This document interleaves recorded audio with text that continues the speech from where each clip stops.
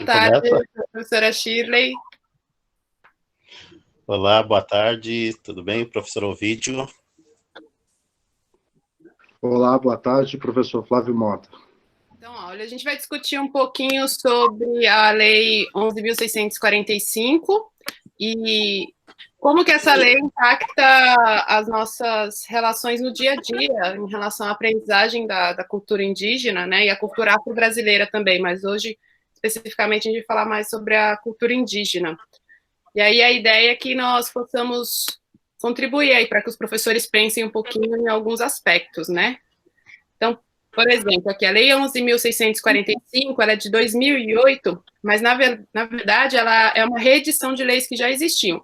A 9.394 de 96 e a 10.639 de 2003. E o que ela estabelece, basicamente? Ela estabelece que no ensino fundamental e médio, nas escolas públicas e privadas, será obrigatório o estudo de história e cultura afro-brasileira e indígena. E aí, quando eu pego essa lei, a primeira coisa que eu penso é que as duas primeiras leis são editadas no século XX. E essa lei de 2008, ela já é no século XXI. E uma coisa que sempre eu como historiadora, penso, e todo historiador aprende isso, né? A história, ela é feita a partir do homem do presente. Então, a gente discute a história olhando a partir de hoje. E por que é necessário criar uma lei no século XX, já no século XXI, já que a nossa história aí começa desde 1500, ou começa muito antes de 2500, na verdade, né? Por que a gente precisa de uma lei para obrigar as pessoas a aprenderem sobre história indígena e história afro-brasileira? É uma coisa que realmente, acho que a primeira pergunta que nós temos que fazer, por que precisa de uma lei que obrigue as escolas a estudarem isso? Se os meninos quiserem falar um pouco. Bom, então, eu posso fazer um comentário a respeito disso, acrescentando uma outra pergunta. É pela força da lei que a gente consegue incluir a cultura indígena no nosso currículo? Será que ela tem realmente essa força de romper com pelo menos 500 anos ou um pouco mais de 500 anos de exclusão? Quando a gente fala dos indígenas, sempre nos referimos a eles, então parecem sempre figuras externas à nossa cultura. Então, eles, os índios, eles, os negros, em alguns lugares isso aparece. Pela força da lei, será que a gente consegue? Mas ela é um aceno para que essa inclusão aconteça, na minha avaliação. Ela é um avanço, apesar de várias ressalvas. Essa é a minha opinião primeira.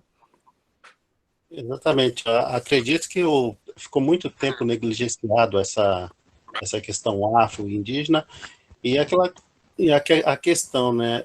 Quem conta a história? Os vencedores, entre aspas, né? E eu acho que nesse aspecto é que ficou bastante complicado, que as pessoas só veem a cultura europeia como uma cultura superior, tá? Praticamente negligenciando toda essa cultura afro, inclusive pelos próprios negros às vezes, né? E não tanto pelos índios. E quando houve aquela desconstrução de toda essa cultura africana, tá? Ou no caso afro-brasileira, e a cultura indígena também. Pior a indígena também, que foi bastante desconstruída, né? Exato. Eu acho que entra exatamente no que vocês falaram, né? São os aspectos da historiografia ser feita pelo vencedor, é uma historiografia eurocêntrica, né, baseada aí nos preceitos da história europeia e de como eles foram grandes que contribuíram para o desenvolvimento e para o progresso. Então, é essa ideia que se tem. E ainda associando os indígenas como os primitivos, como os atrasados. Você cria essa dicotomia de civilizado primitivo, você cria a ideia de que esses povos são inferiores, né, do ponto de vista intelectual, muitas vezes, ou do ponto de vista racial, e isso é um projeto. As pessoas precisam entender que essa construção histórica, ela tem uma intenção, e a intenção é exatamente desvalorizar essas culturas para que você coloque a cultura daquele que era o vencedor como mais importante, porque você não vai falar bem de alguém que você domina, você não vai valorizar alguém que você dominou, você precisa desvalorizar. E isso foi feito por tanto tempo historicamente que a gente acaba naturalizando certas coisas. E aí, quando você fala em descolonizar o currículo, é exatamente para desconstruir essa visão. Então, desconstruir essa visão de que o branco é associado ao progresso, de que o branco estava fazendo bem, e de que o indígena, ou o negro, ou os povos escravizados, assim, estavam sempre como uma figura que viveram à mercê desses outros povos, né? Que viveram subjugados, mas não tiveram sua própria história. É como se eles não tivessem história. Então, você desvaloriza e generaliza, cria a ideia de generalização também muito comum nesse aspecto. E é interessante que parece que eles fizeram um favor, né? Sim. Um favor. Gente, eu tenho uma pergunta. É. Nos últimos anos, a gente tem ouvido muito essa palavra da historiografia, e que antes não era tão comum ouvir. Vocês podem explicar rápido, assim, por alto, o que é? Qual a importância, por favor? Historiografia é o estudo da história. Você tem que pensar que dentro da história existem várias linhas de estudo, né? Sempre. Só que como que é feito isso? A primeira coisa que você tem que pensar em história é não existe neutralidade histórica. Não existe uma pessoa que vai contar a história, ela vai contar sempre a partir da perspectiva dela. Então, quando eu seleciono uma fonte, quando eu seleciono um tema, quando eu penso em algo para estudar, eu já estou fazendo uma escolha. E quando eu faço essa escolha, se eu pego um documento que vai ter lá só o ponto de vista do português, por exemplo, eu vou contar eu vou contar a história a partir de uma perspectiva. Agora, se eu conto a história a partir do indígena, a partir do negro que foi escravizado, eu vou ter outra perspectiva. E aí, isso que a historiografia faz, é esse debate o tempo todo, a partir de diversas fontes, a partir de diversas correntes de estudo, né, que você vai poder aí tentar reconstruir um pouquinho o passado. Então, primeira coisa, historiografia nunca é neutra, né, o historiador nunca vai ser neutro, e você vai fazer uma seleção do que você vai dizer e como você vai dizer. E aí, isso tem muito a ver também com a época que isso foi escrito. Se você for pegar uma historiografia, por exemplo, do século XIX ou até o início do século XX, da Escola dos Análises, era uma historiografia que valorizava os grandes heróis, os heróis, que valorizava a história do branco, a história do europeu. Essa historiografia que valoriza ou que tenta contar a história dos vencidos, ou a história chamada história da vista de baixo, ela é uma nova forma de contar a história, ela é muito recente ainda. Ela é muito recente. Até porque você não tem tantos documentos, ou você não tinha acesso a esses documentos, né? Ou você não ter esses documentos também é um registro. Por exemplo, por que você não tem o registro do ponto de vista do indígena? Será que não tem ou esses documentos nunca foram buscados? Ou será que esses povos também, como eles tinham tradição oral, você não vai ter o documento escrito, o registro escrito? Então, é uma outra forma de pensar a história. Não é isso, meninos? Exatamente. Tá? Você tem um fato e cada um tem um olhar desse fato aí. Como você falou, a historiografia é política. Ela não tem como ela ser neutra. E, infelizmente, toda a nossa historiografia, até acho que ainda, né? Eu acredito que ainda, ela é vista do ponto de vista europeu ainda, né? Deixando bem claro que até alguns anos atrás nós tínhamos o quê? Uma historiografia baseada principalmente em relatos espanhóis, né? Em português também, nem tanto em francês, né? Então fica bastante complicado quando a gente começa a debater isso daí, e começa um confronto também, que as pessoas começam quer dizer, não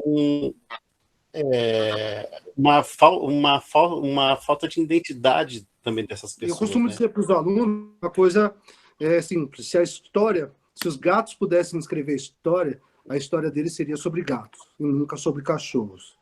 Então, se a nossa história ela é escrita por homens brancos, a história está repleta de homens brancos, né? Então, se ausentam aí várias figuras: as mulheres, os negros, os indígenas, porque é o homem branco quem a escreve. É preciso, então, a gente entender que essa historiografia ela é construída a partir de uma tradição colonial. Então, por muito tempo, nós pertencemos a Portugal e fomos colônia. E hoje, o que nós fazemos ainda é replicar de maneira colonial a história como nos contaram. Então, essa é a nossa tarefa hoje: romper com o discurso colonial que existe no nosso currículo, que é tema, né, como a gente se reuniu aqui hoje para discutir. Então a história está repleta de gatos porque é escrita por gatos. Está repleta de homens brancos porque é escrita por homens brancos. E aí eu acho que a gente pode entrar realmente nisso, né? Se ela é uma história escrita por homens brancos, foi exatamente pelo processo de colonização. E é muito comum muitas pessoas terem dúvidas de como se referir a esse processo, né? Ainda hoje, há professores que usam o termo descoberta. E é muito comum a gente ouvir isso na sala de aula de crianças, né? Crianças que ainda estão no processo de aprendizagem. Mas não, mas foi ele que descobriu o Brasil. E aí você traz esse tema e discute com eles o que significa a descoberta, por que você não usa esse termo, ou por que você poderia propor uma nova forma de pensar essa chegada dos europeus, tanto à América, né, quando Colombo chega, e os portugueses depois, e os outros, porque vem inglês, vem francês. E uma coisa que eu sempre falo para os alunos é o seguinte: quando a gente olha para o mapa da América, quando você olha os povos indígenas que compunham, né, que viviam aqui, os habitantes originários, quem poderia ser chamado de americano de verdade, são os indígenas, e a gente os chama de índios. E esquece que esse termo é porque Colombo chegou aqui, achava que estava indo para as Índias e os chamou de índios. E ficou. Né? Não tem nem muita criatividade. Ele achou que estava chegando às Índias, chamou os moradores ali de índios. E esse termo ele ficou tão comum que as pessoas esquecem que esses são os povos nativos. E tem um outro problema que se refere, inclusive, à própria língua, né? Porque a gente ficou com a língua dos europeus.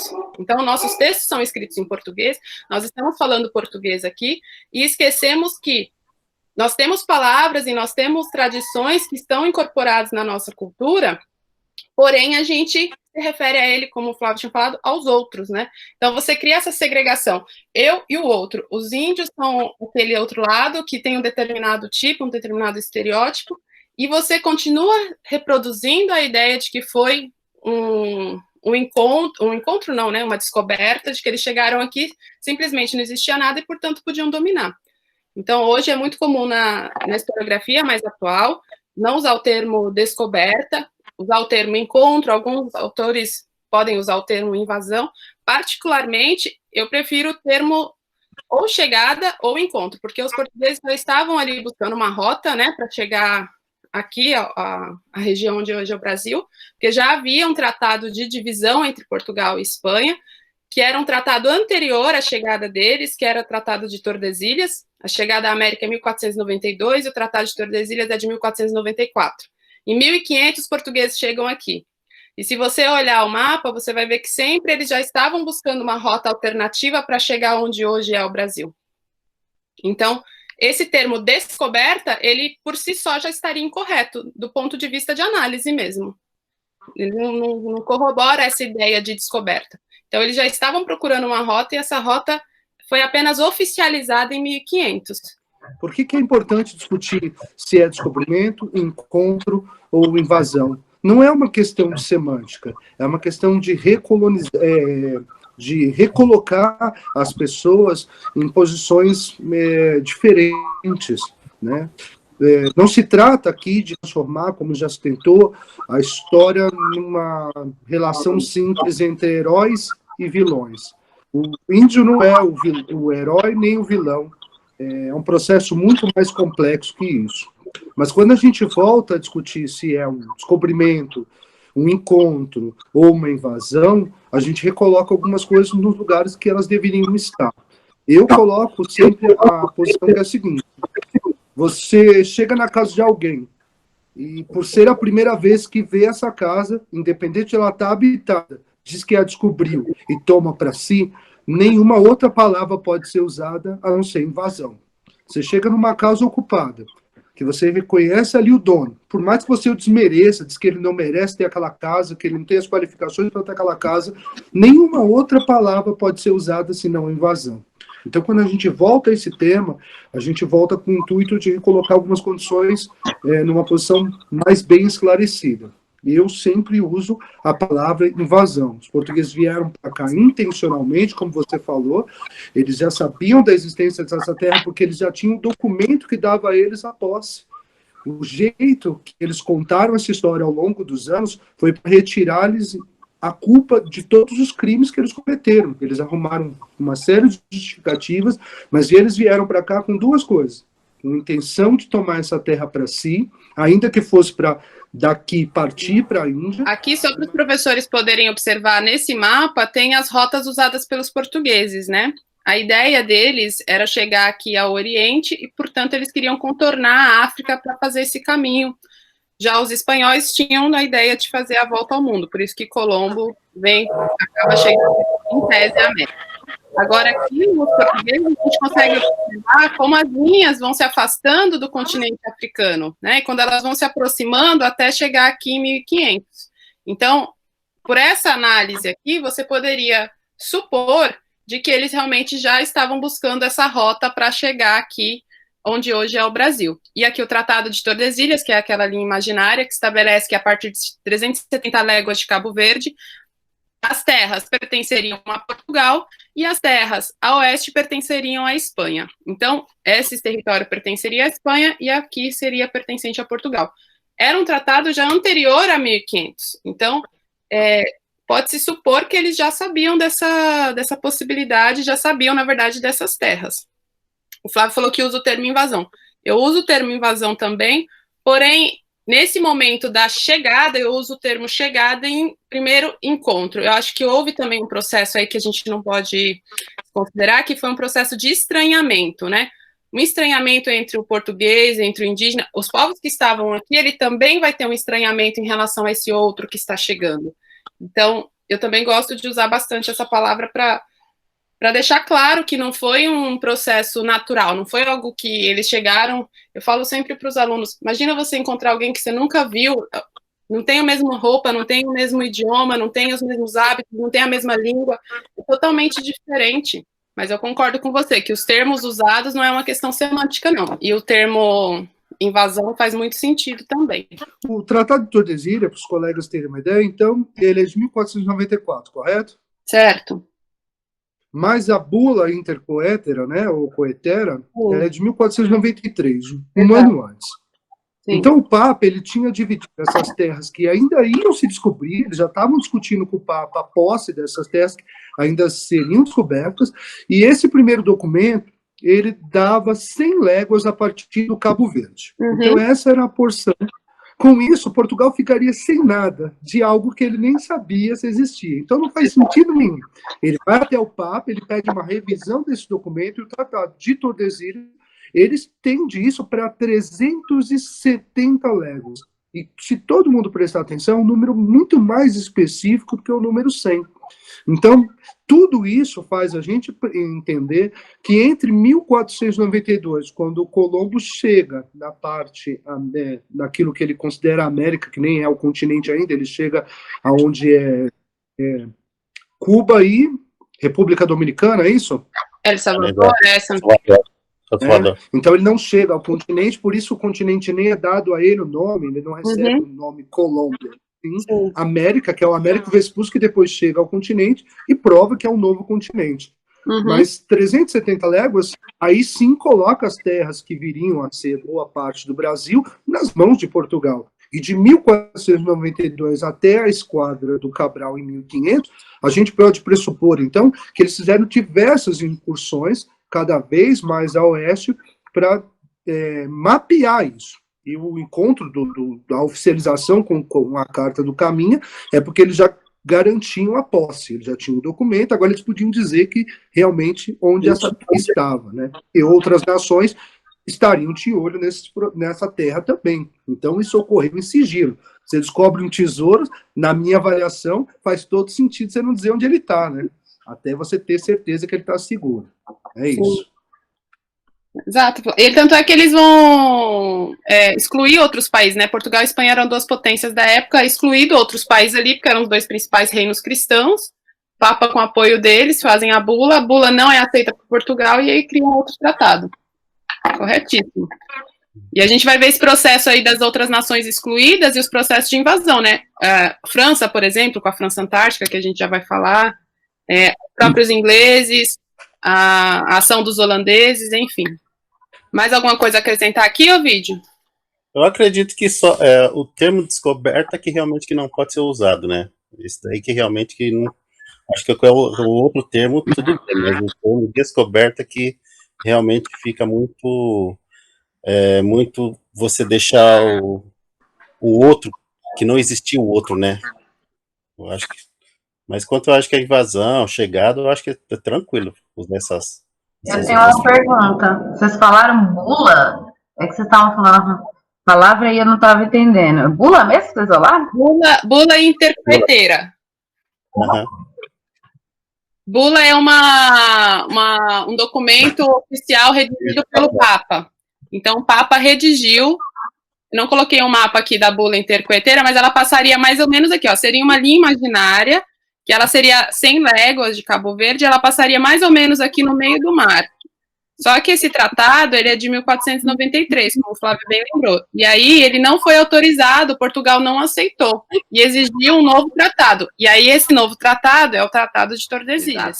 Ou seja, não tem nem como contestar isso. A população estimada aí nesse processo de chegada ou invasão, né, era uma população estimada em mais ou menos 5 milhões de habitantes aqui, a gente está falando do Brasil. Hoje, estimativas aí da FUNAI tem de 900 mil de povos remanescentes. Você está negando a história de mais de 5 milhões de pessoas, né? A gente está falando só no território que compõe o Brasil hoje, não estamos nem pensando no restante na América. E quantos lugares essas populações foram dizimadas, essas populações sofreram com genocídio, porque a gente tem que usar um termo também que eu acho que não é aplicado nas populações, sobre as populações indígenas, que é o termo genocídio. Realmente foi... Quanto isso foi, se a gente pensar em história da América, a América do Norte, por exemplo, é um genocídio, não tem outra palavra para definir. Aqui, no caso do Brasil, a gente tem vários troncos linguísticos, né, e vários povos de diversas etnias, então a ideia de pensar num povo único, ou de um índio único, de uma figura única, ela também desvaloriza e desmerece toda a história dessas populações. Então, é o seguinte, algumas pessoas dizem que os portugueses eles tinham razão, vamos dizer assim, considerar os indígenas que compunham esse território que é o Brasil como inferiores, porque eles viveriam com a tecnologia da Idade da Pedra. Então, quando você compara o que os portugueses sabiam em 1500 com o que os nativos sabiam em 1500, eles poderiam ser considerados a Idade da Pedra. Eles usavam ferramentas de pedra polida e quartzo partido.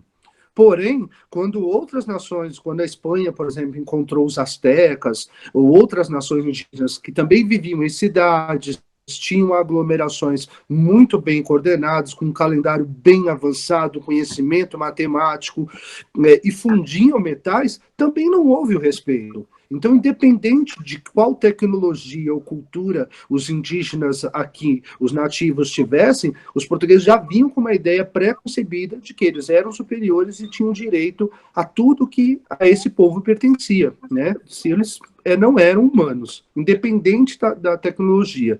Eles eram 5 milhões, como a Shirley observou bem, e hoje não chega a 1 milhão, né? E as formas de dizimação dessa população, só aqui no encontro do Tamoios, reforçar a palavra que a Shirley usou, genocídio. Só na Confederação dos Tamoios, os portugueses mataram o equivalente ao número de população que morreu em Auschwitz durante o Holocausto Judeu.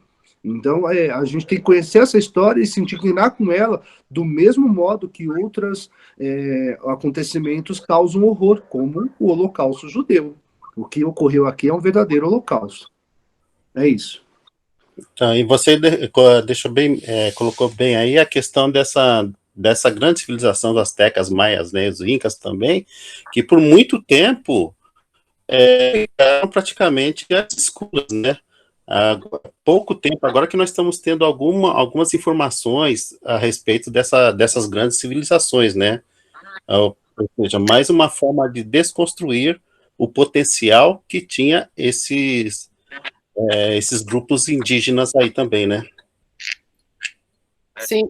E tanto é que esse apagamento cultural, o vídeo que você diz, é tão forte que você vai em lugares, por exemplo, no Peru ou mesmo no México, em que eles construíram as igrejas católicas em cima das bases de construções deles originárias. Tanto os maias, astecas, isso eu vi muito no Peru.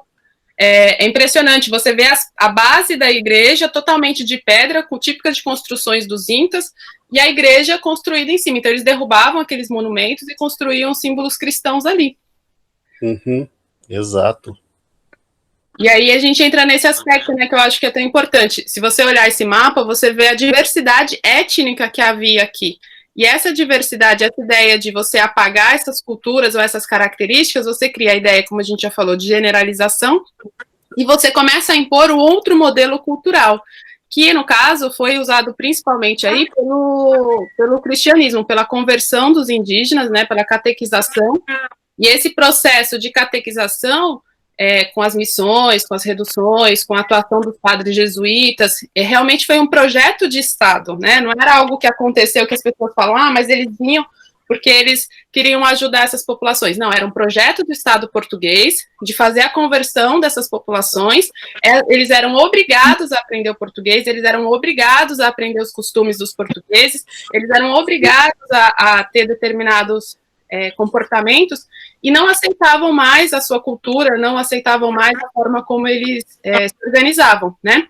E aí você vai criando ainda mais a questão dos estereótipos e criando outros heróis nacionais, ou pelo menos criando a ideia aí de que eram pessoas que vinham para ajudar, como o Padre Manuel da Nóbrega e Anchieta, por exemplo. Agora, um pouco para a atualidade também, essa questão não foi uma questão que é antiga, né? Hoje nós estamos vendo isso daí, né? Acontecendo, né? Algumas pessoas vão lá para tentar ajudar e acaba tirando se apropriando não, né? Impondo uma outra cultura também. Eu passo muito ali pelo Maranhão e eu vejo muito essa questão principalmente questão religiosa, tá? Levando lá que vai ajudar esses nativos, mas por outro lado, esses nativos não, esses grupos indígenas, né? O que acontece? Eles negam a cultura desses indígenas. Isso eu estou falando agora, janeiro deste ano ainda, né? Eu vi essa situação, a mesma linha dos jesuítas. Isso é feito muito pelas igrejas neopentecostais hoje, né? O que a Igreja Católica fazia há muito tempo, continua fazendo em muitos lugares também, mas o que a Igreja Católica fez enquanto projeto, hoje é feito pelas igrejas evangélicas. Muitas denominações fazem isso mesmo. E é um problema, né? É um problema para as comunidades hoje, porque você realmente desvaloriza toda essa cultura e cria ali uma nova forma que essas pessoas se organizarem. Eu posso... Só quem fala Guarani, eu acho que na América toda, como idioma oficial, é o Paraguai, né? Então, você imagina, um continente que os povos nativos não têm a sua língua como oficial. O único país...